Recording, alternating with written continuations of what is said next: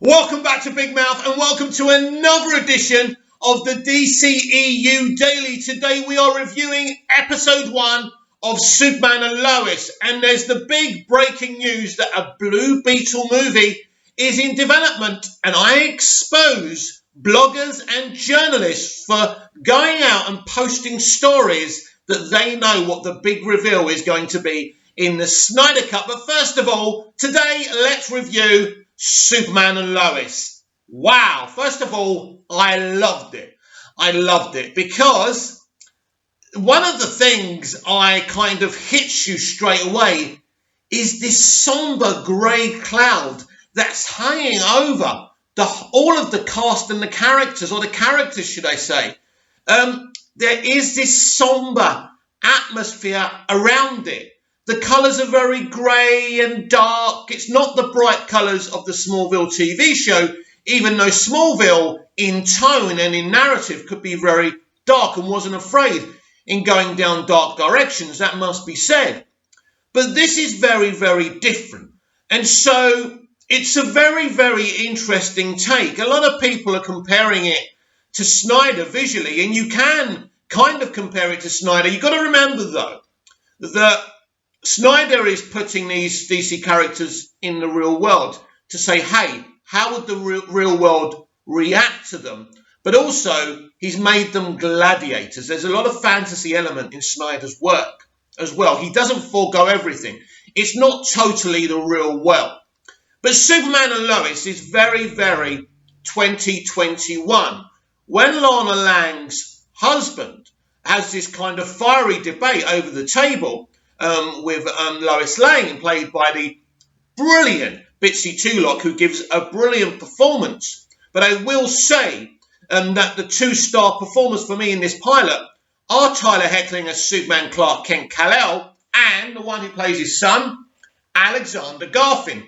Yeah, I'm going to have to do this because I don't remember names, as you know. So, Alexander Garfin plays Jordan. So there's 2 twins. Clark and Lois have 2 twins called Jordan and Jonathan.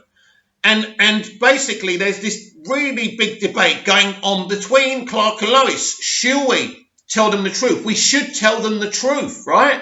It would help them. One of them's got powers. We think it's Jonathan. Now, it's very interesting. I loved the dynamic of these twins. It reminded me of me and my brother John growing up. He was the one, the charming one, the one all the girls liked. I was the shy one. I suffered with anxiety, and I did suffer with depression, although it was never diagnosed. You didn't go and diagnose things like that. People would just turn around to you and say, are you a man or a mouse? Unfortunately, that's the kind of generation I grew up in. So I really kind of identified with Jordan's character being this shy kind of lad, lack of confidence, and him knowing that really his parents are concerned about him because he's not an everyday teenager. So they've identified, Clark and Lois, that one of them has superpowers, and they think it's Jonathan. Now, there's a twist coming. If you haven't seen it, you shouldn't be watching this review. But anyway, I thought that, what's his name again? Alexander Garfin. Alexander Garfin does a brilliant thing here. Because for you to buy that he's suffering with depression and anxiety and lack of confidence, he's got to portray it as a young actor. These 2 lads did such a good job. Such a good job. The dynamic as brothers really worked. You believed they were brothers. You believed that one was the confident one. Jonathan loves his brother, but he's always putting him down. It's the same with me. My brother John was always putting me down when I was younger, and my mum would always defend him. And so you grow up feeling not good enough. Even though your family don't want to make you feel like that, and you lack that confidence, and you become someone that your family don't like. You become selfish. You basically say, fuck them. Fuck them. If you don't believe in me, why should I give you a reason to believe in me? And so there's a really interesting arc here. Spoiler alert here. It's not Jonathan who has the superpowers. It's actually, what's his name? I've got his name already. This is ridiculous. Jordan has the superpowers. So we're going to be all over the place with the kind of kind of order of the episode, because there's certain things I definitely want to talk about. But the thing is with Jordan, what happens, they go to this kind of party, they meet Lana, they both kind of fancy Lana, but basically Jonathan has a girlfriend already, so she kind of takes his phone and says, meet me here. So they're at this party, they have this little chat. She's had issues as a young woman as well, and they kind of compare notes. He kisses her, and she pushes away, and then it's revealed that Lana's got a boyfriend, and he starts beating the shit out of Jordan. Anyway, Jonathan turns up, and he starts defending his brother. And what happens is, it's kind of revealed that Jordan actually heat visions. Now, I don't know if he heat visions the kids or he blows something up. That's not really clear. So what's really brilliant about this is that this young, brooding young man, Jordan, who doesn't really get on with his dad, Clark, very well. You know, there's another thing I identify with this kid with, because I remember when anyone used to try and come in my bedroom, I'd be saying, go away. I used to shout at them, go away. Don't come in my room. I was like that. I was so antisocial. And you see that brilliant scene when Clark comes in. He's missed Jordan's counselling session, and Jordan doesn't really care. Jordan's just playing on his computer, and he's playing the Superman game. So Clark says, because at this time, the twins don't know that he's Superman, so he goes, oh, wow, you're Superman. That's so cool. And this is brilliant. He goes, Superman's boring. I'm not Superman. Wow. How many young people are saying that today, that Superman's boring? He's not their character. They don't identify with him. I've always identified with him, and I always will. So it's interesting. So I like that. And also, I'm going to show you a great picture, because I will show you the picture, but we do see a brilliant thing. Do you remember how I've spoken about how I would do a Superman movie, and I would have flashbacks to the Second World War, and Superman would be in his Action Comics #1 costume? Well, in Superman and Lois, when we got the narration from Tyler Hoechlin's Clark Kent Superman, we actually see him when he first becomes Superman wearing the iconic Action Comics #1 suit. Isn't that amazing? Isn't that awesome? Absolutely fantastic. I'm so grateful they did that. So these people are doing something original, something very different, not really from the comic books, but they also understand there's fan service to do here, and that's absolutely fantastic. So going back to Jordan, it's very interesting now. So there's this young man with mental health issues, depression, anxiety, lack of confidence, who has superpowers. What will he become? And this is really what the showrunner of the show is asking us as an audience. What will he become? The hint is, of course, that he's going to become a villain. I would suspect that the stranger that we were introduced to, now, I think he's going to seduce, or he's going to play a Palpatine role here and try and seduce Jordan against Clark and against Lois. Now, about Bitsy Tulloch. Bitsy Tulloch is obviously a bit of a nerd. She's really been promoting the hell out of this show. And she is a fantastic Lois Lane. I will say this, when she was first cast and introduced to the Arrowverse as Lois, I didn't approve. I didn't think she was the right fit. I didn't think she looked like Lois. I didn't think she acted like Lois. But I was wrong. And she's a really great girl, actually. And the performance is brilliant. I like the fact that she's passionate about journalism. At this stage in her career, she's a world-famous journalist. And she hates corruption. And again, what's his name again? Because we want to get this right. Morgan Edge, that's it, yeah. So Morgan Edge, I think, is bought elements of the Daily Planet, and he's downsizing. So Clark Kent gets the sack. But, of course, Lois Lane, being a world-renowned reporter, isn't going to get the sack. And so she doesn't like what he's doing. But when they go, and spoiler alert again, Martha Kent dies in the pilot, and they go to the funeral. Now, in the trailer, we were told they moved there, but they don't move there within the pilot. Right, so they go to the funeral. So from the moment they go to the funeral, the remainder of the episode is in Smallville.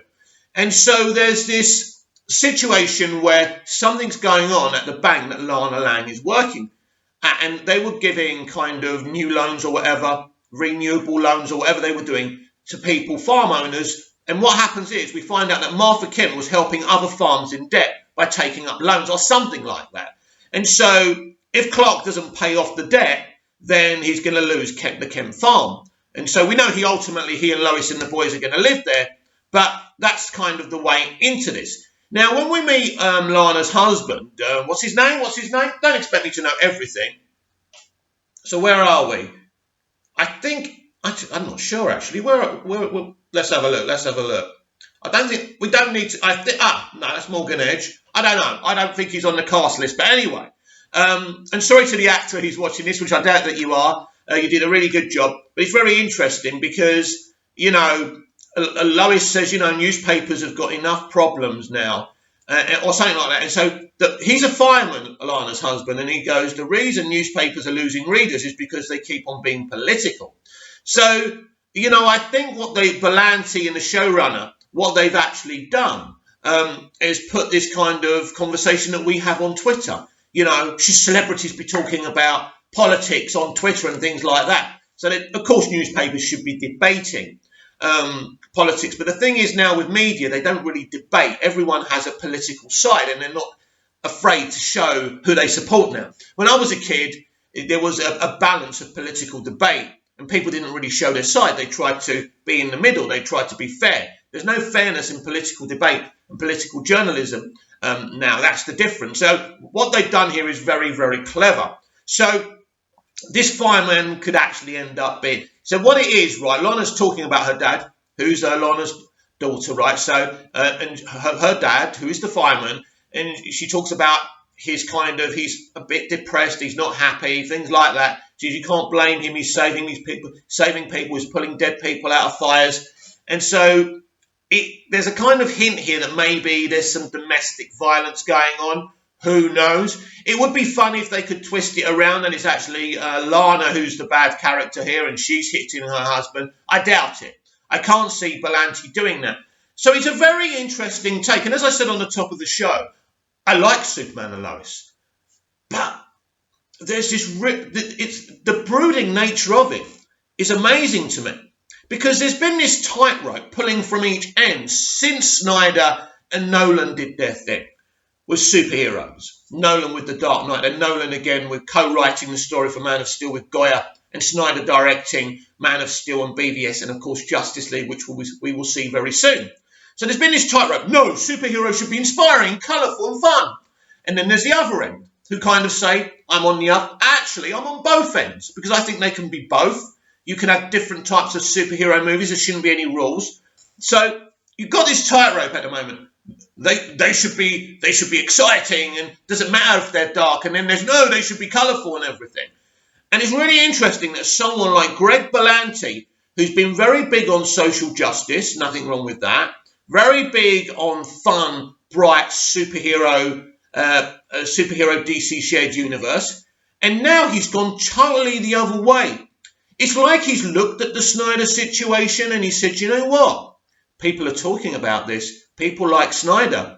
Maybe we should do this. Now, you see very, very little of Superman in this pilot. But when you do see him, he's awesome. Now, there's been a lot of criticism towards the Supergirl TV show for having ropey VFX. This is because they have a lot of Supergirl doing her stuff and they don't have the budget for it. It's not the VFX department's fault. It's not the production's fault. The network just doesn't give them enough money because it's not worth their while. And so this is why a lot of people pinpoint that. So what Superman and Lois have done is said, right, we're going to give the best grade A VFX, which means we're going to spend more money on it, but we can't have Superman in it a lot. But you make up for that in the end, and I think you're talking about 2 or 3 minutes here, where Superman and the Stranger are fighting, they're flying after each other, they crash land, I think, he smacks Superman and I think he lands in China. I think that's where he's supposed to be, which is pretty cool, and it looks genuine like he's there. And spoiler alert again, leave the room, the Stranger stabs Superman with kryptonite and he falls. And that's how, the episode it's very clever, the finale of the episode, because you've got Jordan and Jonathan in a fight, and then we've got Jordan with the heat vision, so that's a massive reveal. And then they flip to and from that, and then Superman fighting the Stranger. And so the Stranger is an interesting concept, because he's in this big big suit, this big metallic suit.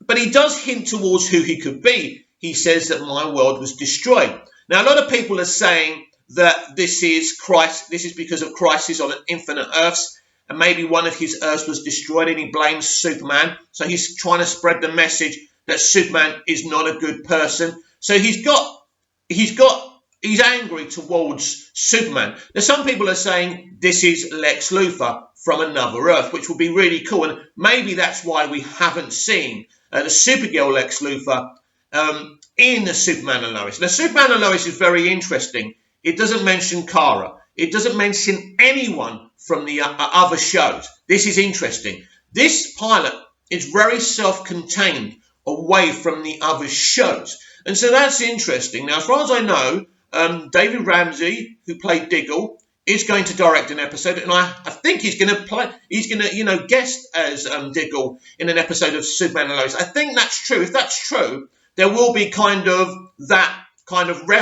reference of the fuller Arrowverse, which I'm looking forward to. And so the Stranger is an interesting character. Again, like Superman, we didn't see a lot of him, but what we did see of him was very interesting and really, really cool. The energy of this show, though, is the family environment. And as I say, I think the people you need a strong performance from, Tyler Hoechlin, Bitsy Tulloch, the lads playing the twins, they were fantastic. 10 out of 10 performances. They really felt like a family, as I've already said, and it worked. But this is not. This is a very somber family. This isn't really a particularly happy family. Clark kind of asks Lois, am I a good dad? And she doesn't really set his mind at rest. Can Superman be a good father? Listen, there's no such thing as perfect dads and perfect mums. Everyone's human and everyone's flawed and everyone makes mistakes raising their kids. And of course, there's consequences there, because if you and what are the wrong things and right? What are the right and wrong ways of bringing up a kid? There's certain things you wouldn't do right, but it's difficult. But what would you do if you were Superman and Lois Lane bringing up children? And it's difficult. They've been lying to them all these years. I like the discovery of Jordan and Jonathan discovering the ship. It's great. And I just think both those kids were amazing. And, when Clark confesses that he's Superman, it's a great scene. He lifts up the truck. He floats up in the air. But they don't exactly say, wow, you're Superman. They resent him for it. Again, very realistic reactions. I like realistic human reactions because then you have an affinity with the character, with all the characters. And so all these characters are very down to earth, very grey, very gritty, very realistic. There's not many fake smiles. There's a couple of gags in there. There's a couple of times. In the beginning of the episode when Superman's wearing the Action Comics #1 costume, he's got the cheesy grin. That's interesting. But that cheesy grin goes away very quickly in the modern times when they come back to down to earth where we are today. And so you have a Superman show called Superman and Lois, which portrays Superman and Lois brilliantly, and the actors do fantastic, and the writing for them is fantastic. But they're in the real world. This is comic books in the real world in 2021. And it's fucking hard in 2021, isn't it? It is grey, and it is somber, and it is depressing. And that's what Superman and Lois is. It's a depressing look at superheroes living in the real world, having to raise money, having to go to work, having to lose Superman losing his job, Clark losing his job. It really is brilliant. It is depressing. It is somber. But it also gives you another angle of the superhero story. Because Arrowverse have done the bright and the smiley and the jokes. And there's been drama and there's been great brutality in those shows, of course. But this is very different. And as I say, I'm very surprised at Greg Berlanti. I am so in awe of Tyler Hoechlin's performance as Clark as Superman. You see a man with the weight of the world on his shoulders. The responsibility of being Lois's husband, the responsibility of being a father to these teenage boys who really he's not particularly close to. There's a distance between them. There's a further distance between Jordan and Clark. And, you know, I love that scene when he says to Lois, I can't lose him, Lois. He's already distant from me. Clark's devastated that he's not been the father he wanted to be. He's not the father that his father was, Jonathan Kent. And that breaks his heart. So there's a lot of tears for me in this. I get quite emotional watching this. It's not difficult for me to start crying when I watch a movie or a TV show and they're doing some emotional stuff. I'm a bit of a flake, right? But it's very good. And you see that in Tyler Hoechlin. And I think that's amazing. So this is, although it looks very Snydery, the actual show and the narrative is still different to what Zack's done. And because you should have different takes and everything shouldn't be the same. And there's not a right way or a wrong way to display superheroes in live action. You as a creative must go with what you want. It either works for the audience or it doesn't. If it doesn't work for the audience, you don't have a platform and you'll lose the platform and they won't let you make any more. They're the rules of entertainment. It's a business. So you're going to do your thing and forever you'll be judged for it. This is why Snyder today is still judged for Watchmen, whether it's a positive way or a negative way. This is why he's still judged for BVS and MOS. Either good or bad. Some people love it, some people hate it. And this is interesting. You've got a superhero universe that's really been aimed at teenage girls. But this isn't. Even though we've got Lana's daughter who's a teenager and we've got Jordan and Jonathan who are teenagers, they're not your typical teenagers from a CW show. These are teenagers living in this dark, depressing world. And you see how difficult it must be for teenagers in the real world. So young people can definitely empathise with Jordan's and Jonathan's life, even though they don't have Superman and Lois as parents. And so it really is a fantastic take. Now, this was never meant to be a recap. I'm sure there's things I haven't discussed. But as I say, a really brooding grey cloud of a superhero show. Let's not forget, this is the #1 hero, Superman. And this is his life. So he has great challenges now.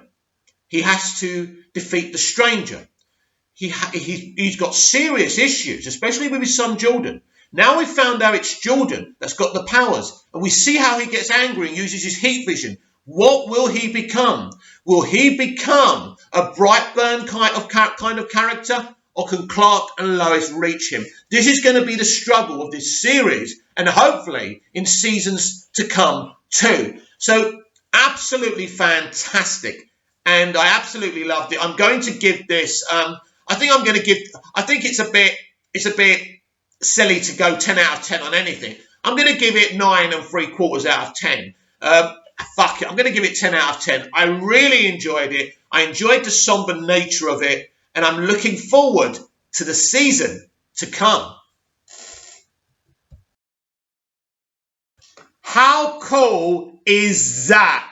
I think this is brilliant from the team, from Superman and Lois. Berlanti and the whole team doing this. As I've said before, this is what I've always wanted to see. So this is brilliant. Now, if you think this is awesome, if you haven't seen it yet, this is brilliant. Now, this is, of course, the cover of the original Action Comics #1. Absolutely fantastic. You've got Superman lifting up a car, which is the original front page of Action Comics #1. So really an awesome thing for them to reference this. So even though this is a different take to Superman than we've ever seen or read before, it's great that there's still some fan service to be had in this show. And we're still staying on the subject of Superman and Lois because I'm in the zone now. Superman and Lois features comics villain Thaddeus Kilgrave. Now, I've never heard of him, so someone may know this villain. Showrunner Todd Helbing has confirmed Superman and Lois will include the mad scientist villain Thaddeus Kilgrave. It's not yet known who will play him. Let's call the writer of the article Saeed, because that's his first name. And I can't pronounce his second name. Superman and Lois will include the crazy scientist Thaddeus Kilgrave as a villain in Season 1. Breathing new life into the franchise, Superman and Lois is the CW's latest addition to the Arrowverse. The show features Teen Wolf star Tyler Hoechlin and grim actress Elizabeth Tulloch as the titular couple who made their DC debuts with Supergirl before joining a wider roster of superheroes in ambitious annual crossover events like Elseworld in October 2019. After the explosive events of the Crisis of Infinite Earths, it was announced that Heckling and Tulok would get their own spin-off series, which would explore their characters' lives as they return to their hometown in Smallville with their teenage sons, Jonathan and Jordan. The show commenced production in Vancouver last October, and its first episode landed on the CW on Tuesday, February the 23rd, 2021. Actually, big shout out to the production team. This was all made during COVID, and so they've got everything spot on. You can't tell that this was made in a COVID kind of central world. So absolutely fantastic. When Superman and Lois was first confirmed, several fans expected it to be a face a major villain dilemma, as the Arrowverse had already adapted so many of the Man of Steel's foes in previous shows. The Crisis on Infinite Earths nevertheless offered the opportunity to reinvent some old enemies like Lex Luthor, Silver Banshee, Toyman, Parasite, Mr. Pixelic, General Zod and Metallo. But the show chose to introduce a new villain in Walls Park Stranger, a mysterious traveller insistent on proving to the world that it doesn't need Superman. Superman and Lois did retain Morgan Edge and the notorious business mogul from Supergirl. However, even that character was recast, with Adam Rayner taking over from Adrian Pasdar. Now the show is taking to add another antagonist, who too hasn't appeared in any other CW show. On Monday, in conversation with Entertainment Weekly, showrunner Todd Helbing revealed that the mad comic scientist Thaddeus Kilgrave would make his TV debut in Superman and Lois' inaugural season. Helbing did not spill any details about Kilgrave's role in the show, but he mentioned that during its initial episodes, Superman and Lois would feature individual enemies for Clark and his wife. Their storylines, however, would ultimately merge in a way that's entertaining and satisfactory and speaks to the mythology of Superman. Wow. Helbing added he wants his show to stand out from other Arrowverse series, so he's making sure the number of villains is just right. Not too many and not too few. And this is what Todd had to say. Sometimes the Superman story is a true Superman story, and it's just him being kick-ass and influences the story in a way that you might not expect, which is episode 3. Sometimes it's a new villain, but it speaks to the larger picture of the season. Sometimes he has to do with the mythology of the season. We didn't want to do Freak of the Week like Smallville. We didn't necessarily want to do one villain, and we didn't necessarily want to do what the Flash showrunner Eric Wallace is doing, where he has a graphic novel approach. We kind of wanted to do our own thing. That's what I mentioned, wasn't it? But the true north was really how is the family reacting to what is going on around them, and what's the true meaning of that? Yeah, so Todd's a very intelligent writer. He actually structured the Flash's first 2 seasons, and they are the best 2 seasons. And this is why I was very excited about Todd running this show, because I knew he would do Superman justice. He would be unique, he would be fresh, and he's absolutely done that.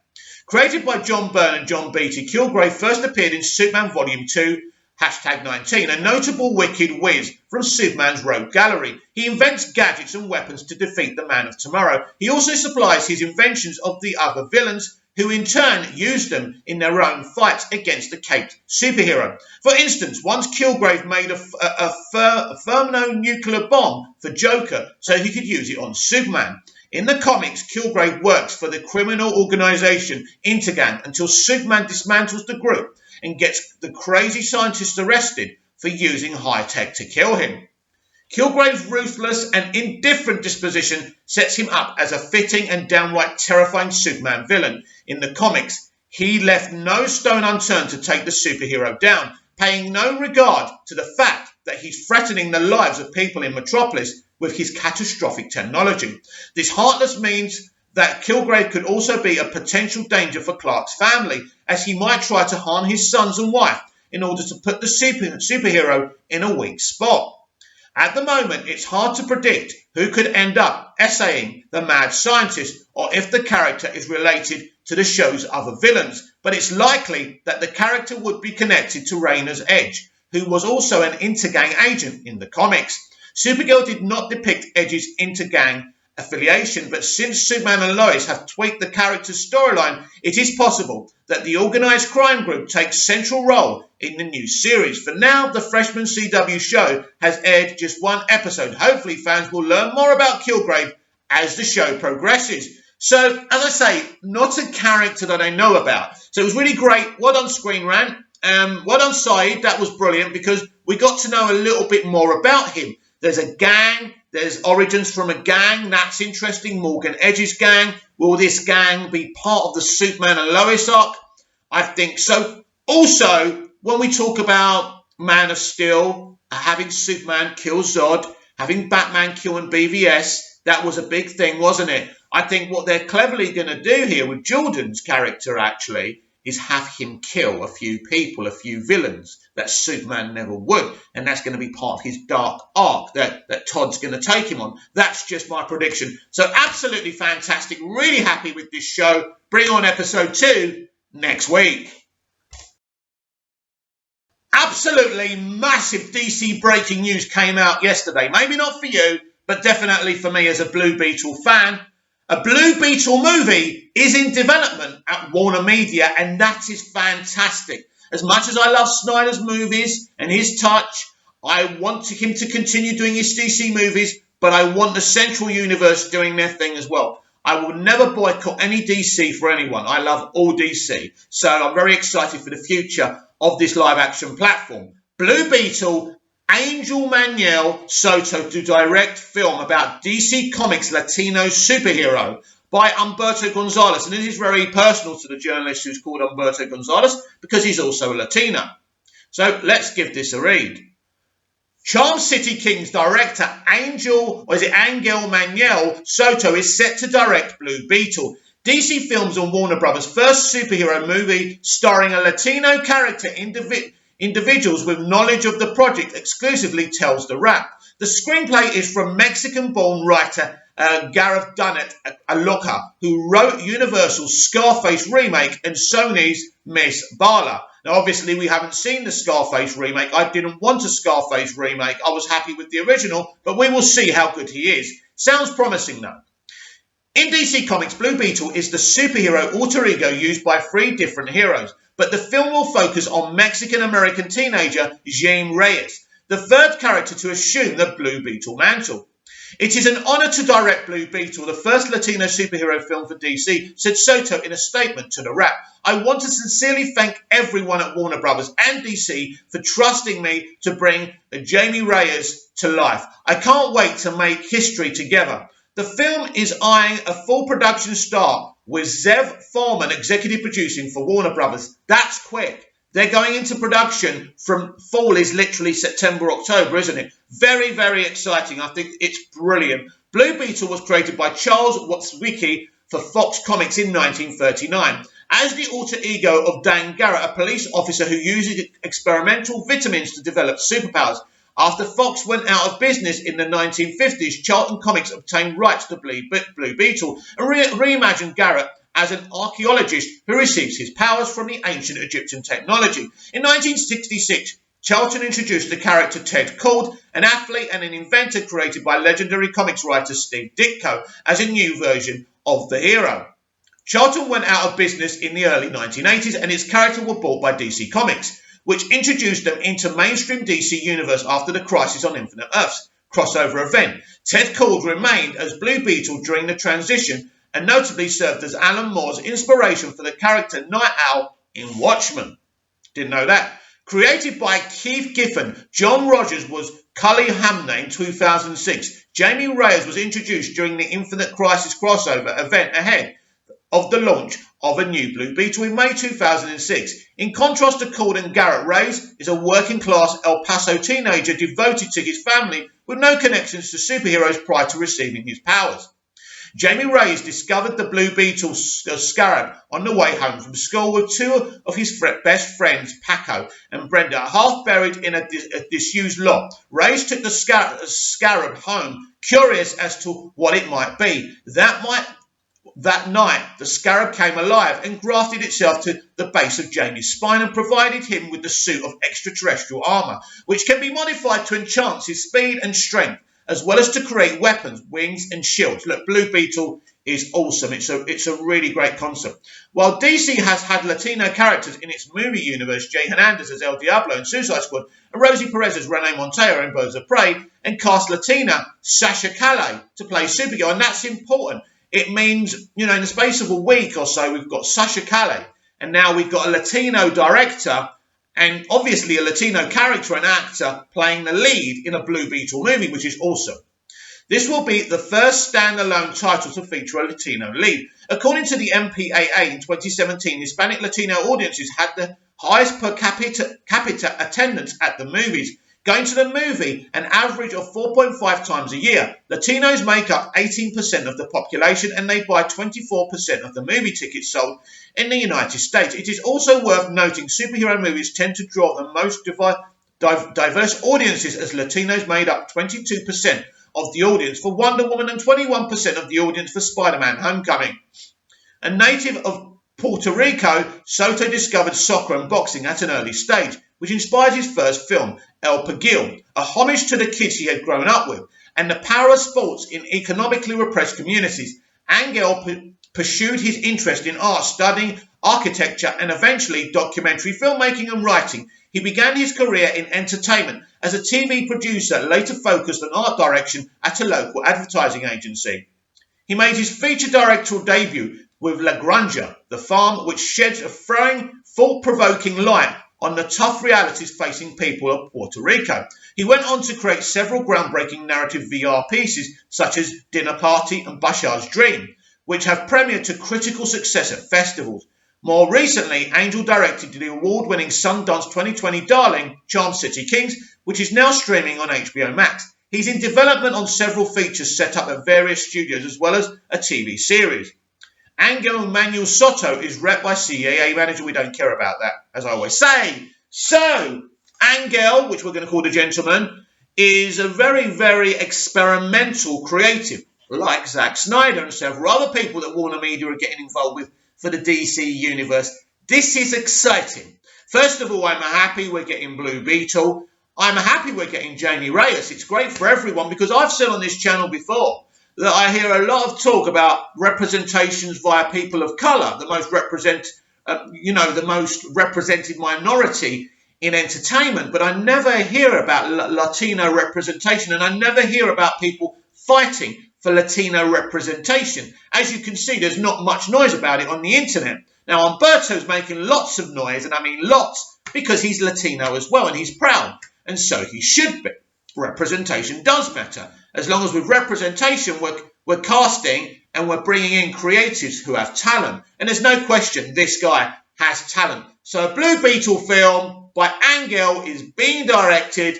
It's written by him, and it will start production in around September time. And I'm really, really happy about this. It's awesome.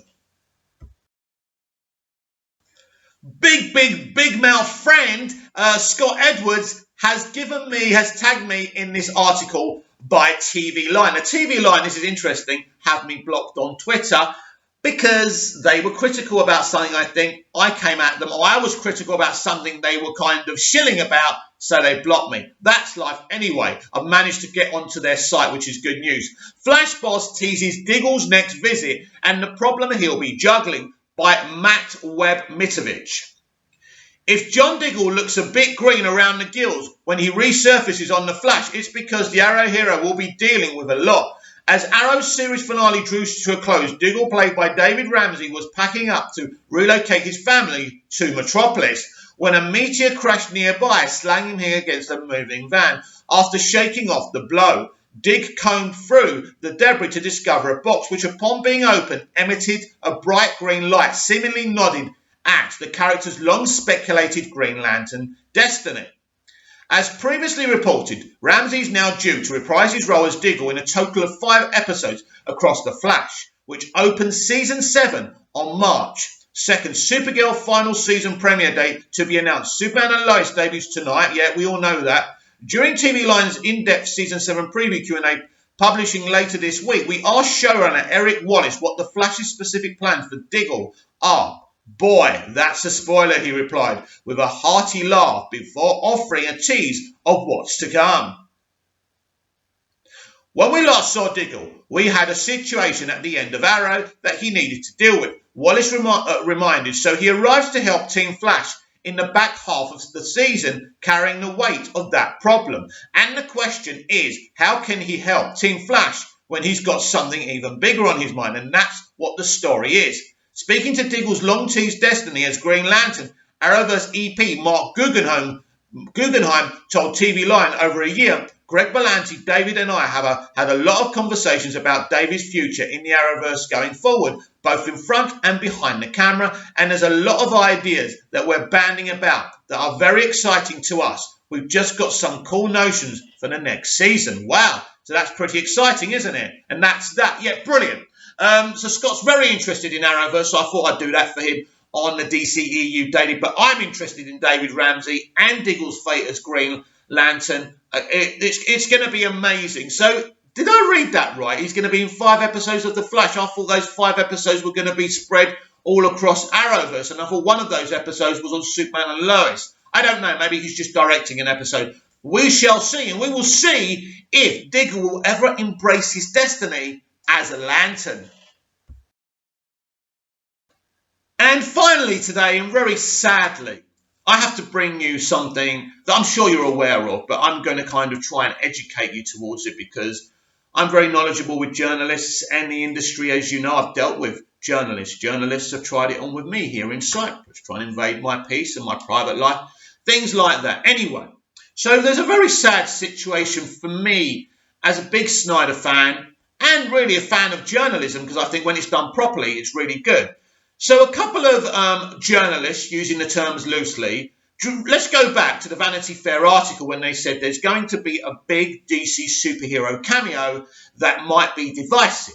So anyway, nobody knows who that is. Nobody. We said it might be Green Lantern. We spoke on yesterday's DCEU Daily about Ryan Reynolds' denials. He didn't deny he's in it. He said it's not me. He may be playing somebody else in the film. We will see anyway. And so basically there's a few kind of hack pieces saying, big breaking news. We know who the mysterious cameo is going to be. Guess who they tell us it's going to be? J'onn J'onzz, the Martian Manhunter. Why am I laughing? Why do you think I'm laughing? Because I'm part of the Release the Snyder Cut community. I'm part of the DC Snyderverse community. And I know over a year and a fucking half ago, Zack Snyder himself broke the news himself that J'onn J'onzz, the Martian Manhunter, was Harry J. Lennox, a.k.a. General Swanwick. We already know this. We already know he's going to be in the film. But these people, right, have done articles from some source, from Read It or something, right, saying, what a big shock. One journalist saying, get your expectations down for this cameo. No, that is not true. J'onn J'onzz, the Martian Manhunter, isn't the big, controversial, divisive cameo at the end of the film. He's not. It's something else. So let's be absolutely clear here. Zack Snyder has a small group of people he trusts. He knows the cast. They know what's going to happen mostly, but there's stuff that they don't know because they only know what they were in and what they read. Let's not forget about that. You know, Deb's not going to leak anything. His friends who made the picture with him are not going to leak anything. Zack's not releasing anything. So there's no way a scooper can sell you a bunch of bullshit. We know Martian Manhunter is Harry J. Lennox, General Swanwick. We know that already, right? So, or is it? I mean, it's supposed to be, isn't it? But maybe he's just disguised as Swanwick for one time. But I'm assuming that's the case anyway, that he is Swanwick. Anyway, so Swanwick's Martian Manhunter isn't the cameo. So why would they do this? Why would they try and sell a lie? Well, it's to dumb down the hype that we're getting, that Zack's getting. You are dealing with very, very bitter and angry people because they're not the kingmakers anymore. Access Media are not the kingmakers of entertainment anymore ever since COVID. Ever since COVID and the Snyder Cut was announced, it's the fans and Zack that are the kingmakers, but mostly the fans, the public, the consumers. That's not how it used to be pre-COVID. It was the journalists, it was Access Media. They told us what to think, they told us what to like, and we either liked it or else. That's the truth. And now we've grown a spine, and now we've grown minds of our own. And well, we tell the entertainment industry what we want and what we don't want, and it's up to them as they still give it to us, right? It's not a dictatorship either way. Journalists don't like it anymore because they're not the kingmakers, and they're angry at Zack Snyder for getting his way. They're angry at the fans for getting their way, stitching, mentally ill people, triggering mentally ill people into being toxic, then blaming them for it, right? This is who these people are.